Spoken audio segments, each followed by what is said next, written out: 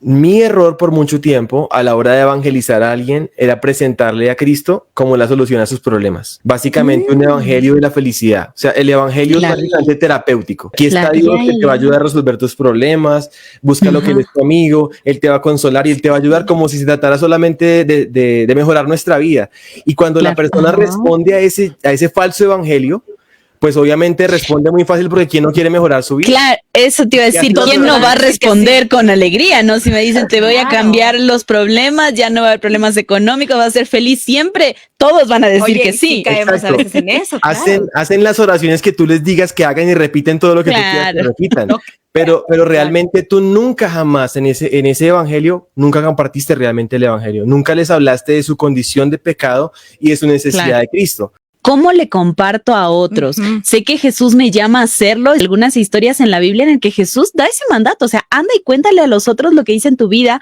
Y es como que uno lo sabe en la teoría, pero cuando llega a la práctica te pones a sudar, te pones nerviosa. Y si me rechazan, y si no me escuchan, y si no me aceptan, la pregunta siempre es, ¿qué le digo? ¿Cómo le digo? ¿Qué hago? Así que, José, cuéntanos de la manera más práctica ¿cómo podemos hacerlo y por qué es importante hacerlo de la manera correcta? De pronto hacemos preguntas o les decimos cosas que no son tan eficaces y terminan siendo como que no muy prácticas y la gente termina como que no responde o dice ya sí, medio hora. Así que cuéntanos tú un poquito la problemática y la forma correcta de hacerlo.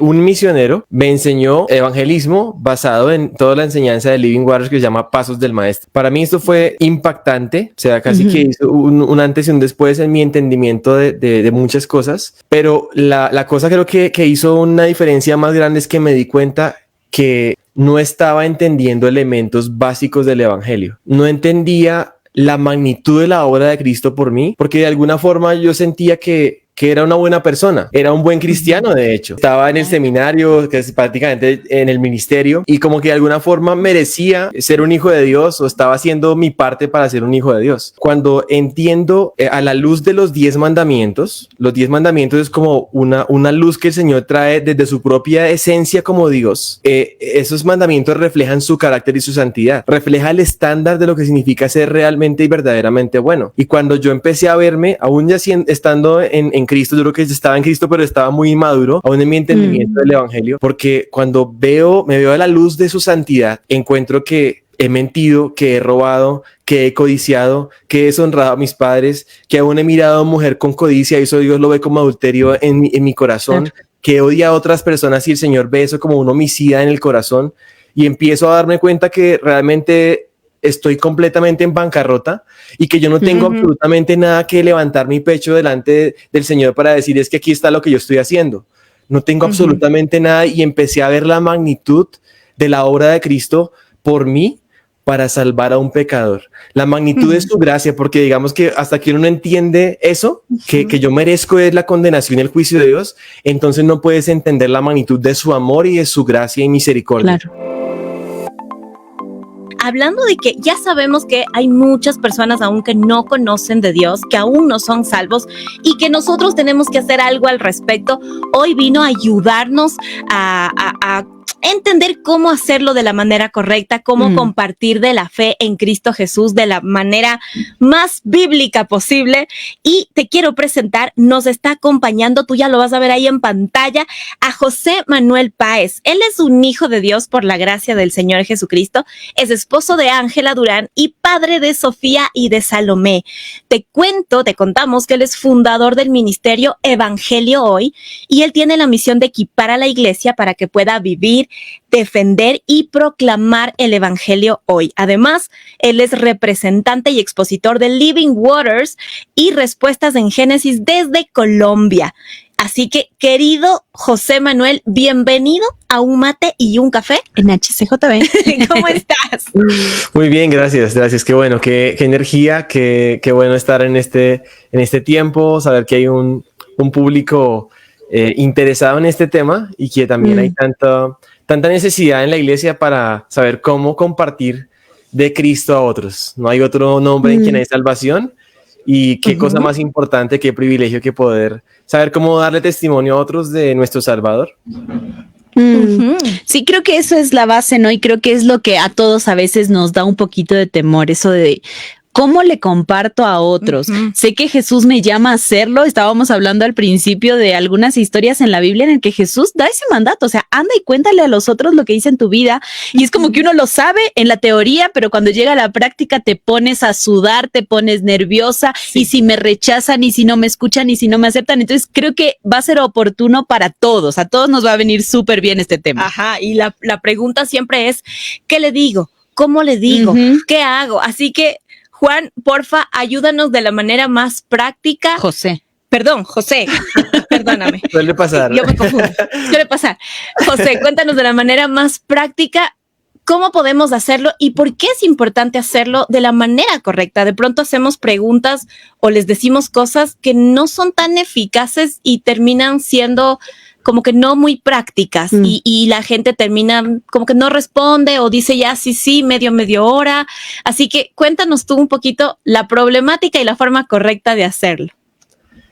Pues, sabes, yo creo que ahorita que comentabas del miedo que nos da a nosotros y de no saber cómo hacerlo, creo que una primera cosa es entender la identidad que tenemos en Cristo y el mensaje ultra súper poderoso que es el evangelio, que es el poder de Dios para salvación de todo aquel que cree. Cuando tú entiendes tu identidad como sal de la tierra y como luz del mundo, y además entiendes el tamaño del mensaje que portas como mensajero, el poder que tiene para transformar las vidas, para cambiar las personas de la muerte a la vida, eso empieza a motivarte de alguna forma. De hecho, a mí me motiva mucho cuando el Señor dice que ustedes son la luz del mundo. Él no está diciendo ustedes deben ser la luz del mundo, sino ustedes son la luz del mundo. O sea, es un aspecto de identidad nuestra. Ni siquiera tenemos que hacer algo para hacerlo, ya lo somos.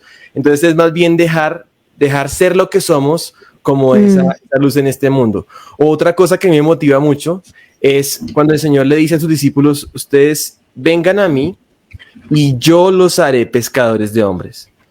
Para mí eso es motivador porque digo, si el Señor me dijera, vengan a mí y háganse pescadores de hombres, yo diría, uy, ¿cómo me hago un pescador de hombres? Eso está difícil y además con mi temor y con mis miedos, creo que no lo voy a lograr, pero el Señor dice es que yo te voy a hacer un pescador de hombres. O sea, aquí yo estoy involucrado, mi espíritu se los he entregado a ustedes para que con poder puedan dar testimonio de mí. Y creo que la gran comisión, cuando la leemos en el libro de los Hechos, en Hechos 1:8, ese pasaje muy famoso que dice que recibirán poder cuando haya venido sobre ustedes el Espíritu Santo y serán mis testigos hasta lo último de la tierra, básicamente dice eso. Creo que el Señor no está dando un mandato, sino Él está describiendo lo que va a pasar. Cuando tú me conoces, cuando tú experimentas el poder de la salvación en tu vida, esto es lo que simplemente va a suceder. Y de hecho sucedió con la mujer samaritana. Ella tuvo un encuentro con Cristo muy sencillo, de hecho no tuve tanto tiempo de conocerlo profundamente, pero ese encuentro con el Señor, que fue real, fue suficiente para que ella le dijera a otros algo tan sencillo como necesitan conocer a esta persona, que es el Mesías. Entonces, para empezar en esto, creo que es retador pensar la posición en que nos encontramos en el Señor, o sea, al haber sido salvados, y segundo, el poder que hay en el Evangelio para salvar a todo aquel que cree. Entonces, siendo así, creo que lo que Living Waters hace y por donde empezamos nosotros es a decir, sí, hay temor, hay falta de conocimiento, o sea, hay ignorancia a la hora de saber cómo evangelizar, junta temor e ignorancia y eso te da un cerebro evangelístico. Exacto. Evangelizas, o sea, estás bloqueado. Y esa es la mayoría de los cristianos, estamos así, como que sabemos que debemos hacerlo, pero sudamos la gota fría y mejor preferimos quedarnos a distancia. Y lo que Living Waters hace, y que en estos minutos que podemos hablar no voy a poder decir tanto como quisiera, pero lo que Living Waters hace es llegar a cerrar esa brecha de decir cómo puedes vencer tu temor y cómo puedes aprender a hacerlo de una manera sencilla, efectiva y bíblica como lo hizo Jesús. Voy a dejarles decir algo porque creo que me fui muy, muy largo. No, pero está bien. Está muy bueno. Todavía hay tiempo, dale. Pues algo que ustedes mencionaron era la importancia. Y claro, junta el temor con la falta de saber cómo hacerlo y encuentras una realidad. una realidad que quisiéramos que cambie. Hay una estadística que hizo Bill Bright, una persona que trabajó en evangelismo hace unos años, y él decía en su estadística que solamente el 2% de los cristianos compartía su fe con otra persona. Wow. O sea, de 100, haz de cuenta, si hubiera una iglesia de 100 personas, solamente 2 están haciendo activamente algo para testificar a otros, los demás, ¿qué están haciendo? Y eso nos deja un gran reto en el sentido de cómo podemos hacer para que no sean 2, sino que seamos casi el 100%, claro, o idealmente el 100%, y no que estemos esperando un evento evangelístico, o no que estemos esperando a que los superdotados evangelistas sean los que vayan a evangelizar, ¿sí? Sino que cada persona, sin ser famoso, simplemente pueda iniciar conversaciones y dar testimonio de Cristo. Entonces, hacia ahí es a donde apuntamos, de retar a la iglesia que pueda poner el evangelismo en su lista número 1 de prioridades. Que no esté tan abajo en la lista, no estemos tan ocupados en tantas actividades en la iglesia, que el evangelismo quede relegado a la prioridad más baja. Y que sí suele pasar mucho. A veces se hacen campañas de trae a uno más, y como que si cada uno de la iglesia trajera uno más, nos duplicamos, pero no importa el tema de duplicarse o el número, sino de que cuántas vidas más van a ser cambiadas, transformadas, y cuántas eternidades cambiadas, y aún así es como difícil, es poquitos vienen trayendo uno más, y es verdad, se une la ignorancia con el pánico escénico, como decimos a veces, y no entendemos la importancia de hacerlo. Vamos a seguir conversando con José Manuel sobre cómo compartir de la esperanza en Dios de una manera eficaz. Algunos tips, obviamente por tiempo no nos va a poder dar todos, claro, pero esto es un abrebocas, ya te vamos a contar por qué. José Manuel, yo quería preguntarte algo, de pronto, ¿cómo fue tu primera experiencia? Ay, iba a preguntar lo mismo. Ya te gané. ¿Cómo fue tu primera experiencia de pronto evangelizando afuera de la iglesia, en la calle, en un parque? ¿De pronto fue buena? ¿Fue un fiasco? ¿Cómo te sentiste? Cuéntanos un poco.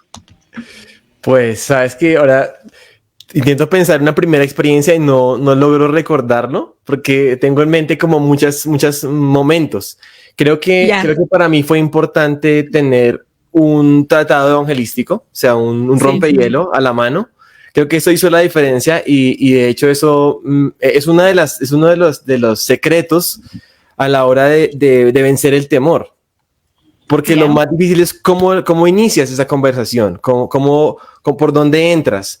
Y creo que eso para mí fue clave. Hay un ejemplo en el Señor Jesucristo, cuando Él habla con la samaritana. De hecho, el Señor es el que inicia la conversación.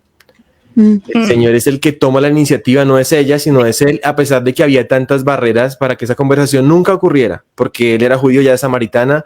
Los judíos samaritanos no se hablaban, el Señor venía de camino, varios días de camino, no habían almorzado. Y el Señor toma la iniciativa e inicia la conversación en lo natural. Y creo que lo natural en ese momento era un pozo de agua que había ahí.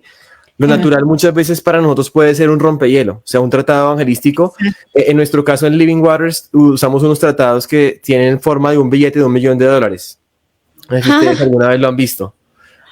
No, creo que no. Voy a buscar uno por acá y se los muestro. El billete del $1 millón. Imagínate qué podrías hacer tú con $1 millón. ¿Cuántos y así le preguntan a la gente. Yo pensando en eso. Así le dicen a la gente. Claro, porque mira que el rompehielo te permite iniciar en lo natural, que en este caso es el dinero, $1 millón.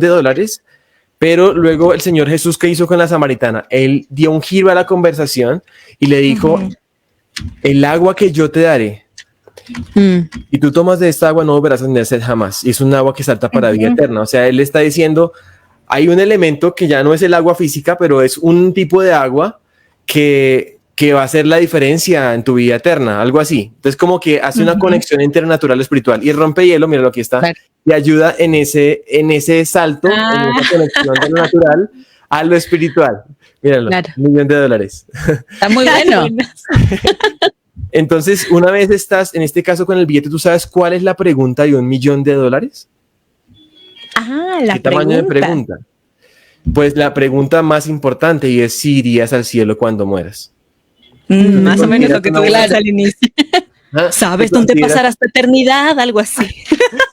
Y creo que la pregunta clave después para nosotros en la forma como enseñamos a evangelizar es si te consideras una buena persona. Porque así te consideras una buena persona, ahí es donde está el punto que nos lleva a la siguiente parte de la conversación. Antes de avanzar con la siguiente parte de la conversación, solamente quiero mostrarles otro rompehielo, o sea, otro tratado evangelístico que nos ayuda en ese proceso de empezar en lo natural y cambiar a lo espiritual. Mira, por ejemplo, eso es una ilusión óptica. Ustedes vean y díganme cuál es la tarjeta más grande. A ver, le doy la roja, se ve más grande. Se ve más grande. ¡Ay, ahí la verde! Sí, estas tarjetas tienen una forma que te hace ver una más grande que la otra, pero sí, evidentemente son idénticas. Y eso te deja ver algo, ¿sabes? Estos ojitos que son tan valiosos, porque uno no creo que alguien en su sano juicio pudiera vender sus ojos por, no sé, millones de dólares, porque ¿qué haría sin ojos para poder disfrutar cualquier cantidad de dinero? Se equivocan. Esos ojos se equivocan para percibir la realidad. Y si te equivocas en esto, no tiene ninguna consecuencia. Al final es un regalo que te podría hacer, puedes leerlo. Pero si te equivocas en cuanto a tu salvación, las consecuencias son por la eternidad. Qué buenazo eso. José, hablando un poco, y vamos a continuar con esta conversación, yo me quedé pensando mucho en lo que tú decías al principio sobre la esencia, o sea, la esencia de ser salva, ¿no? Es que, claro, uno a veces busca muchos métodos, muchas formas, y me gustó tanto lo que dijiste, somos luz, somos sal. Él nos dio la capacidad de mostrar esa esperanza porque Él mora dentro nuestro, ¿no? Entonces, pensando en eso, yo decía, a veces como que le metemos mucho esfuerzo a las tácticas o a los métodos que usamos, que no está mal, porque ahora tú nos vas a seguir compartiendo de eso, pero quizás ni siquiera hay personas que han entendido la esencia del evangelio. Entonces, ¿cómo podría ser algo que yo podría preguntarme, ¿no? Para iniciar y decir, a ver, no me está saliendo, no lo estoy logrando. O sea, una pregunta sería, ¿yo realmente soy salva? Entonces, ¿he entendido el evangelio? Porque creo que la gente no me está entendiendo. ¿Podría ser algo por ahí? Sí, definitivamente. Yo tengo que contarles algo. Yo estuve en Quito, de hecho en Ecuador, estudié en el seminario teológico allá y durante mi tiempo allá, un misionero me enseñó evangelismo basado en toda la enseñanza de Living Waters que se llama Pasos del Maestro. Para mí esto fue impactante, o sea, casi que hizo un antes y un después en mi entendimiento de muchas cosas. Pero la cosa creo que hizo una diferencia más grande es que me di cuenta que no estaba entendiendo elementos básicos del evangelio. Que, por ejemplo, no entendía la magnitud de la obra de Cristo por mí, porque de alguna forma yo sentía que era una buena persona, era un buen cristiano, de hecho. Estaba en el seminario, que es prácticamente en el ministerio, y como que de alguna forma merecía ser un hijo de Dios o estaba haciendo mi parte para ser un hijo de Dios. Pero cuando entiendo a la luz de los 10 mandamientos, los 10 mandamientos es como una luz que el Señor trae desde su propia esencia como Dios. Esos mandamientos reflejan su carácter y su santidad. Refleja el estándar de lo que significa ser realmente y verdaderamente bueno. Y cuando yo empecé a verme, aún ya estando en Cristo, yo creo que estaba en Cristo, pero estaba muy inmaduro, aún en mi entendimiento del evangelio, porque cuando me veo a la luz de su santidad, encuentro que he mentido, que he robado, que he codiciado, que he deshonrado a mis padres, que aún he mirado a una mujer con codicia y eso Dios lo ve como adulterio en mi corazón, que odia a otras personas y el Señor ve eso como un homicida en el corazón, y empiezo a darme cuenta que realmente estoy completamente en bancarrota y que yo no tengo absolutamente nada que levantar mi pecho delante del Señor para decir es que aquí está lo que yo estoy haciendo. No tengo absolutamente nada y empecé a ver la magnitud de la obra de Cristo por mí para salvar a un pecador. La magnitud de su gracia, porque digamos que hasta que uno no entiende eso, que yo merezco es la condenación y el juicio de Dios, entonces no puedes entender la magnitud de su amor y de su gracia y misericordia. Claro. Sí. Entonces creo que el evangelio bíblico precisamente tiene esos dos aspectos, o sea, la ley y entonces la ley te permite ver la gracia en toda su expresión. De hecho, Pablo en Romanos, él dice que si no fuera por la ley, él no conocería lo que es el pecado. Y precisamente la ley es la que muestra nuestra transgresión, o sea, nos da luz Y dice Pablo en Romanos también que donde abundó, o sea, que la ley hace que el pecado abunde, o sea, básicamente lo deja ver en toda su magnitud que tiene, y cuando eso ocurre, entonces sobreabunda la gracia. Y esa fue la experiencia que yo tuve al encontrarme, digamos, con esta forma de entender el evangelio, de ver la magnitud del amor de Dios y la obra de Cristo para llevar sobre sí mismo el juicio de Dios que yo merezco, el justo que murió por los injustos y yo siendo uno de esos para llevarnos a Dios, el que no conoció pecado, perfecto y santo Cristo, que se hizo pecado por mí. Entonces esto realmente, o sea, lo básico del evangelio, que es la obra de Cristo, lo cambia todo. Y en esencia eso es lo que hacemos cuando evangelizamos. De hecho, evangelizar no es decirle a alguien Dios te ama. Eso no, ahí no está evangelizando. O no es decirle a alguien Dios te bendiga, o decirle arrepiéntete, o te vas a ir para el infierno, o Dios te va a perdonar. Necesitamos contarles de la persona y la obra de Cristo. Cuando hacemos eso, el Señor mismo se encarga de dar frutos a ese mensaje. Cuando llamamos a alguien a que se arrepienta y ponga su confianza en lo que hizo nuestro Salvador glorioso. Me gusta eso porque entonces este evangelismo o esta forma de compartir de Cristo de manera eficaz te pone en el escenario correcto tu posición ante Dios y con Dios y tu tamaño ante Dios y con Dios y la posición que llegas a tomar gracias a Cristo Jesús. Es una forma de, no sé, visual de mostrarle a la otra persona su realidad, lo que va a pasar y qué hace Jesús por eso. O sea, cómo Él puede cambiar totalmente esa posición y esa realidad. Y eso definitivamente tiene poder. Entonces, claro, a veces decimos, no, yo sí le digo a la gente, le regalo un papelito y le digo, Dios te ama. ¿Y en qué punto le mostraste eso? Así que yo quisiera, José, que nos cuentes más o menos qué preguntas suelen hacer ustedes para hacerlo de la manera correcta, para mostrarle a la persona esta posición. Ya nos diste algunas, pero de pronto otras más. Sí, y si me permites, voy a decir una cosa antes de responder a esa. Y es lo siguiente. Mi error por mucho tiempo a la hora de evangelizar a alguien era presentarle a Cristo como la solución a sus problemas. Básicamente un evangelio de la felicidad. O sea, el evangelio es bastante terapéutico. O sea, aquí está Dios que te va a ayudar a resolver tus problemas, busca lo que Él es tu amigo, Él te va a consolar y Él te va a ayudar como si se tratara solamente de mejorar nuestra vida. Y cuando la persona responde a ese falso evangelio, pues obviamente responde muy fácil porque ¿quién no quiere mejorar su vida? Claro, eso te iba a decir, ¿quién no va a responder con alegría, no? Si me dicen, te voy a cambiar los problemas, ya no va a haber problemas económicos, vas a ser feliz siempre, todos van a decir que sí. Caemos a veces en eso. Hacen las oraciones que tú les digas que hagan y repiten todo lo que tú quieras que repitan. Pero realmente tú nunca jamás en ese evangelio, nunca compartiste realmente el evangelio, nunca les hablaste de su condición de pecado y de su necesidad de Cristo. Por eso el evangelismo bíblico necesariamente, o sea, muestra por qué Cristo, y no es por la felicidad sino es por que nos hace falta la justicia delante de Dios. Es porque nuestro pecado es demasiado grave, estamos condenados a la muerte física y eterna por nuestro pecado. Entonces, bueno, ese es un punto importante de intentar despojarnos de falsas formas de presentar el evangelio. Hoy me pasaba, teníamos un tío que es muy pudiente, o sea, dinero, muy exitoso. Yo sentía como que en algún momento ni siquiera me iba a parar, me iba a poner atención porque yo estaba peor que él, o sea, él sentía, ¿en qué momento? Para terminar como él, no quiero seguir el evangelio. O para decirle, no tengo nada que ofrecerle si él lo tiene todo, ¿qué le ofrezco? Exacto, pero mira que eso es un engaño porque el evangelio no es para la gente fracasada ni para gente pobre, es para todos los seres humanos, porque el problema no es la felicidad, sino el problema es nuestra justicia que no tenemos. No importa cuán realizado y exitoso sea esa persona, si él perece sin Cristo va a perecer por la eternidad. Entonces, hasta evangelísticamente hablando, como que yo decía, ¿en qué momento se le pinchan las llantas o se le enferma el hijo como para que esté en esa condición baja en la que tiene para que poder evangelizarlo? Imagínate eso, o sea, y todo eso es un problema. Es un problema evangelístico, pero por una mala comprensión del evangelio. Y probablemente ni siquiera nosotros mismos lo entendíamos, el evangelio.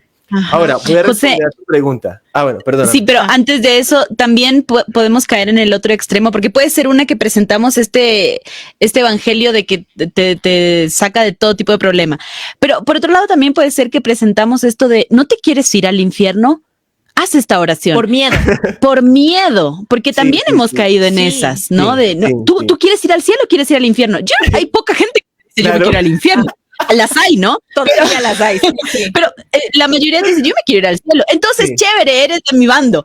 Y tampoco este es el evangelismo. Qué bueno que lo mencionas. Sí, definitivamente. Creo que eso sería más vergonzoso delante de Dios querer utilizar al Señor para salir del infierno. Como que, yo sí fui de esos pilos que se escapó del infierno y hizo la oración. Lo logré.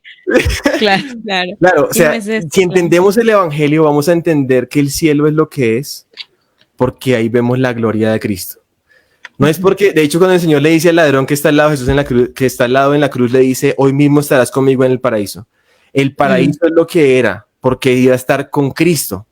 Y nosotros nosotros no es que queramos escapar del infierno, ni queramos ir al cielo porque es el cielo, sino porque nosotros anhelamos la gloria de Dios. Esa es la vida eterna, conocerle a Él, el único Dios verdadero, Jesucristo, a quien ha enviado. Entonces, claro, eso pone las cosas en perspectiva y realmente nos lleva a entender el porqué de nuestro Salvador, el por qué necesitamos arrepentirnos y confiar toda nuestra vida en Él y cómo eso lo cambia todo. Claro, si uno se pusiera a hablar de qué viene después, vienen muchísimas cosas que son maravillosas. O sea, Dios no solamente nos perdona y nos limpia del pecado, sino que nos da un corazón nuevo, sino que nos hace sus hijos, sino que Él está obrando en nosotros por su gracia para completar la obra que inició en nosotros, sino que cuando morimos le vemos en gloria, sino que cuando resucitemos veremos un nuevo cuerpo donde veremos completada la redención que alcanzó también nuestro cuerpo y aún cuando sea renovada toda la creación. O sea, eso es algo que es hermoso de pensarlo, pero tenemos que empezar por un punto y es entender que necesitamos a un Salvador, que somos pecadores y necesitamos arrepentirnos y confiar en Él.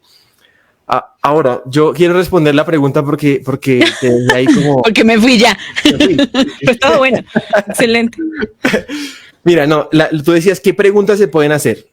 Ajá. Entonces, mira, el Señor Jesús, como para poner una estructura, dijimos que empezó en lo natural con la mujer samaritana y luego giró a lo espiritual. ¿Se acuerdan lo que hicimos con el billete?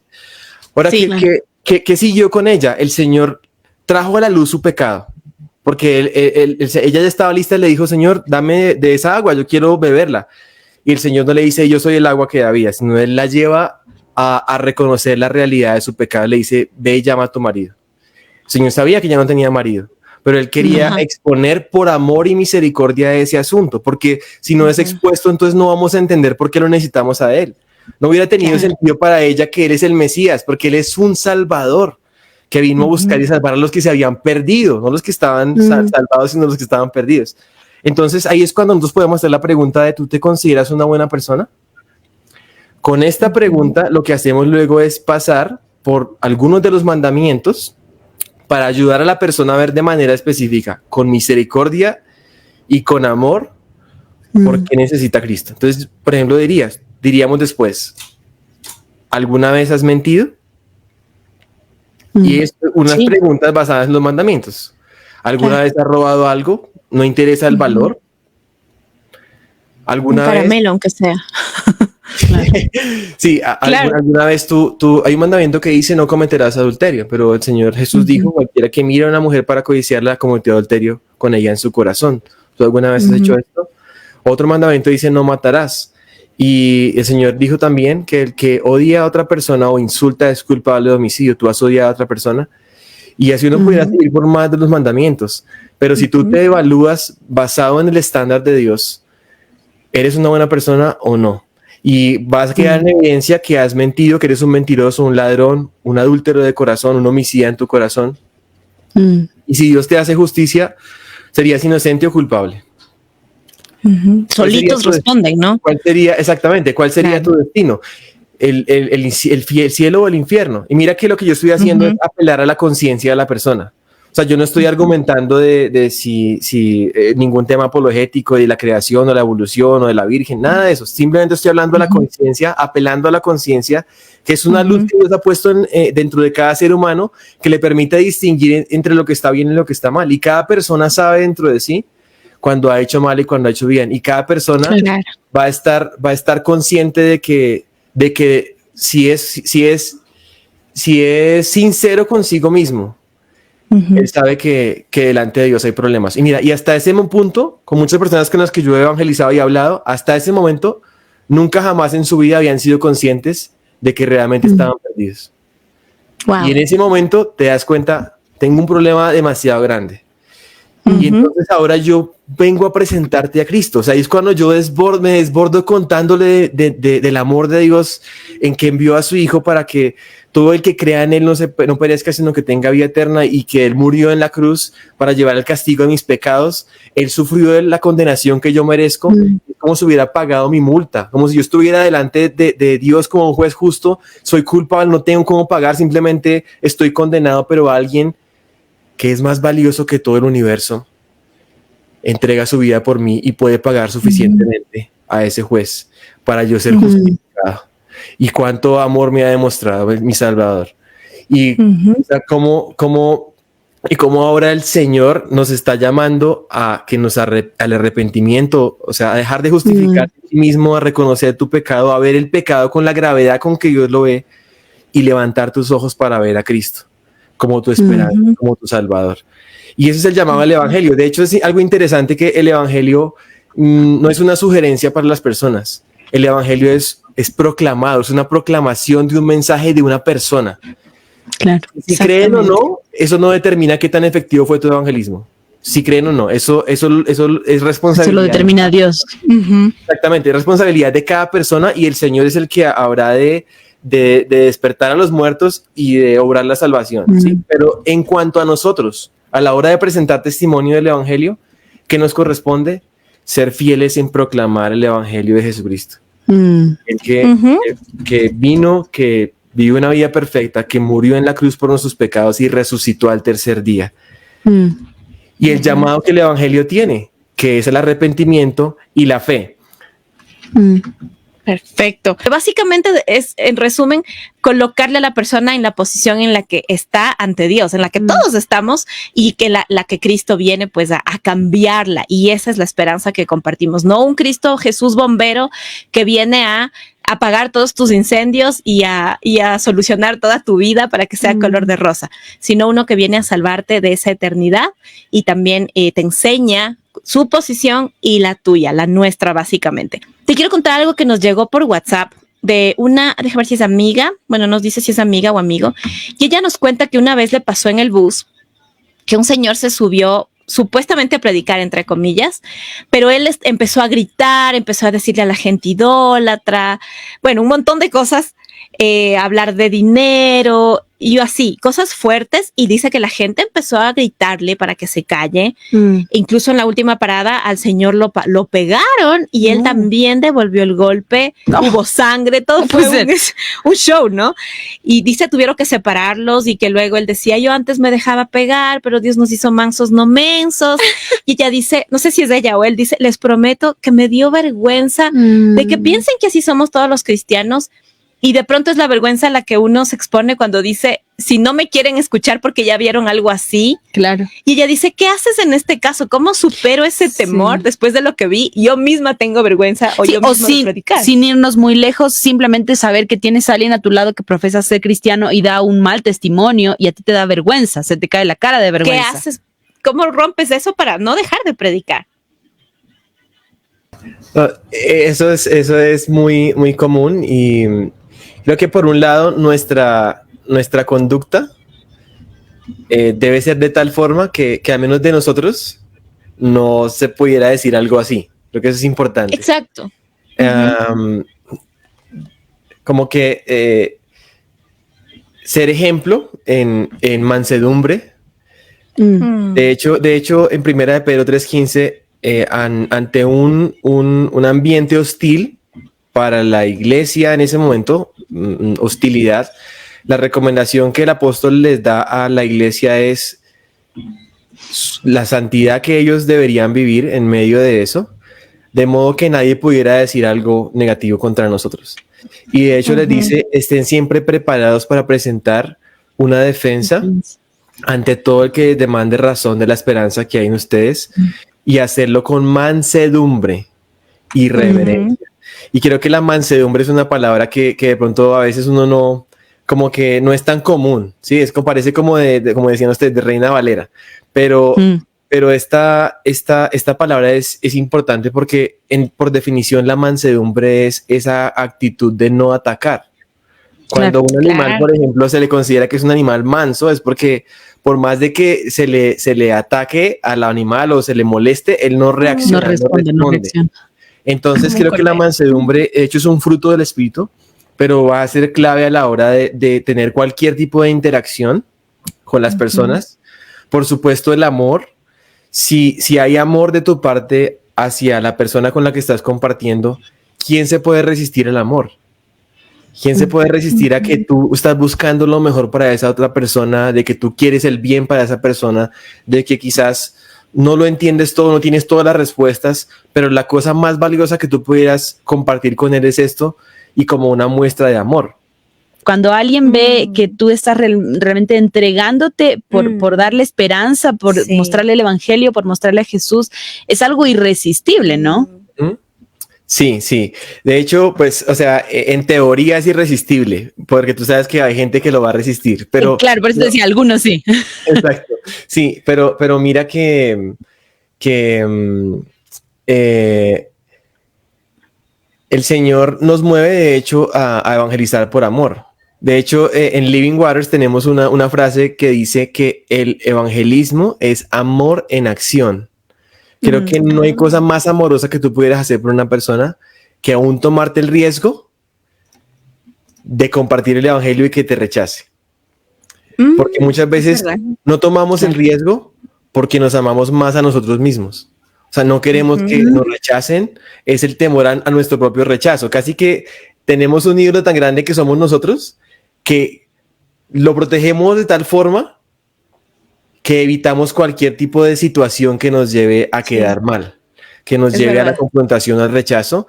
Pero mira que si el amor es lo que está de primeras, tú aún estás dispuesto a que te rechacen. Estás dispuesto a sufrir, por así decirlo, el insulto, o a sufrir lo oprobio por causa de Cristo.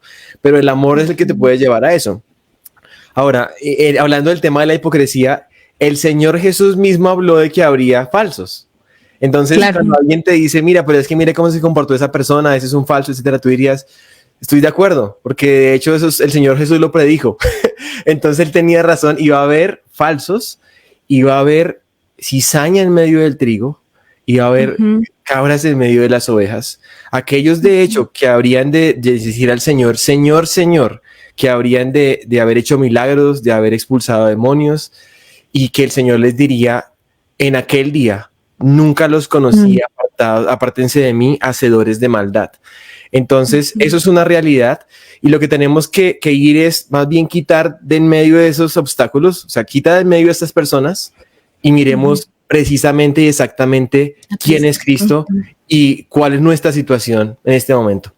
Algunas veces cuando es difícil de llevar la conversación, uno puede también llevar la conversación hablándose a sí mismo. O sea, yo, por ejemplo, te puedo compartir el evangelio a ti, hablándome a mí mismo, o sea, mostrándote que yo soy un pecador. De hecho, yo lo hice al principio de la conversación, yo lo hice. Yo les compartí el evangelio utilizándome a mí como el objeto del evangelio. Pero al mostrarte eso, tú estás escuchando el evangelio, tú estás siendo conmovido, el Señor te está hablando. Puede ser, ¿sí me hago entender? Entonces también es una forma en la que tú puedes desafiar en el buen sentido, cuando de pronto la conversación es muy hostil, por así decirlo. ¿Qué tienen que decir si tú te estás poniendo a ti mismo en el banquillo del acusado? Sí, no le estás acusando a él, sino te estás acusando a ti mismo. A ti mismo, claro. Exactamente, eso es una forma también de hacerlo para evitar confrontación, aunque cuando hacemos estas preguntas que les dije de los mandamientos, lo debemos hacer en una actitud tal de mansedumbre, de amor y de misericordia, que la persona nunca jamás llega a sentir que lo estamos juzgando. porque es que yo estoy en la misma posición que tú, y yo cuando hago esto yo le digo, mira, yo no te voy a estas preguntas porque yo haya cumplido todo esto, no, sino quiero que veas solamente como un acto de amor, poderte hacer estas preguntas, pero no creas que yo lo cumplí. Ese no es el punto, porque a veces como que la gente siente, o uno mismo siente, no, es que tienes que cumplir todo esto para ser salvo, y caemos en el lado legalista del asunto, como si se tratara de cumplir los mandamientos para ganar la salvación, y no hay nada más falso que eso. Ajá. Pero sí mostrarle, porque ahí es la oportunidad, ¿no? Para mostrarle al que sí cumplió con todo eso. Claro, decirle Cristo, exactamente, que es Cristo. José Manuel, perdón, llegó una pregunta del millón, digo yo. Ay, y como ya sí es la que yo creo. No lo quiero dejar en visto. Un amigo dice, saludos cordiales. Con respecto a este evangelismo bíblico, entonces, ¿en qué momento es recomendable ya la oración del pecador o la oración de aceptar a Jesucristo como nuestro Señor y Salvador? Ese es un temón. Para otra entrevista. Una pregunta del millón. Bueno, sí, pues...